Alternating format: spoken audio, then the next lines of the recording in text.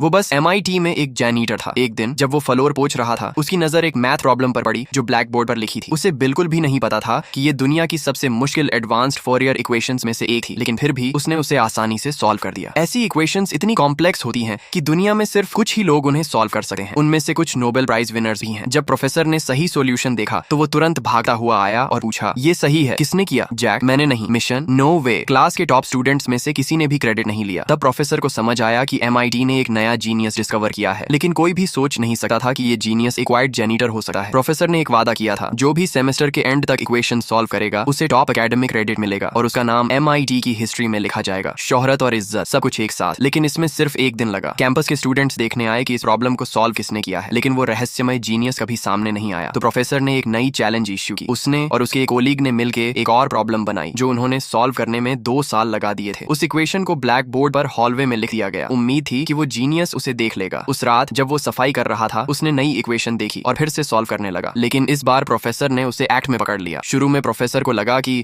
वो सिर्फ बोर्ड पर बकवास लिख रहा है। वो गुस्से में आया और उसे रोकने जा रहा था। विल ने प्रोफेसर को देखा और तुरंत भाग गया। प्रोफेसर उसके पीछे दौड़ा, लेकिन विल गायब हो गया। जब प्रोफेसर वापस ब्लैक बोर्ड के पास आया तो उसने देखा एक चीज जो उसे बोलती बंद कर गई, करेक्ट आंसर। विल ने फिर से कर दिखाया था। ये किसी चमत्कार से कम नहीं था, लेकिन विल की ब्रिलियंस यही नहीं रुकी। उसके पास लगभग एक फोटोग्राफिक मेमोरी थी। कोई भी मैथ प्रॉब्लम उसके लिए मुश्किल नहीं थी। उसने मुश्किल से स्कूल अटेंड किया था, लेकिन उसका घर किताबों से भरा था। जो चीजें दूसरे लोग 5 बार पढ़ते थे समझने के लिए, विल एक ही नजर में याद कर लेता था। लेकिन इतनी टैलेंट होने के बावजूद उसकी लाइफ एक जैनिटर की जॉब तक सीमित थी। दिन भर मजाक, शरारत, प्रॉब्लम्स में उलझा रहता। ना कोई गोल, ना कोई प्लान, ना कोई फ्यूचर। जब प्रोफेसर ने उसके बारे में पूछा तो पता चला कि विल कोर्ट में असॉल्ट के केस में था। उसने कोई लॉयर नहीं हायर किया, उसे जरूरत ही नहीं थी। उसने लीगल कोर्ट्स इतने अच्छे से याद किए हुए थे कि खुद ही अपना केस लड़ गया और सामने के लॉयर को चुप करा दिया। ये क्लियर था कि विल पहली बार जज के सामने नहीं आया था। प्रोफेसर हैरान था। उसके चेहरे पे सिर्फ एडमायरेशन था, लेकिन इस बार विल आसानी से नहीं बच पाया। उसे अरेस्ट कर लिया गया। बेल इतनी हाई थी कि वो अफोर्ड नहीं कर सकता था। तब प्रोफेसर ने मदद के लिए हाथ बढ़ाया। उसने चाहा कि वो इस लड़के का असली पोटेंशियल देखे। जज ने अलाउ किया, लेकिन 2 कंडीशन पे। पहली, विल को हर हफ्ते प्रोफेसर के साथ बैठकर एडवांस्ड मैथमेटिक्स पढ़नी थी। दूसरी, उसे थेरेपी सेशंस अटेंड करने थे। विल को थेरेपिस्ट के पास जाना बिल्कुल पसंद नहीं था, लेकिन जेल में रहने से ये बेहतर था। धीरे धीरे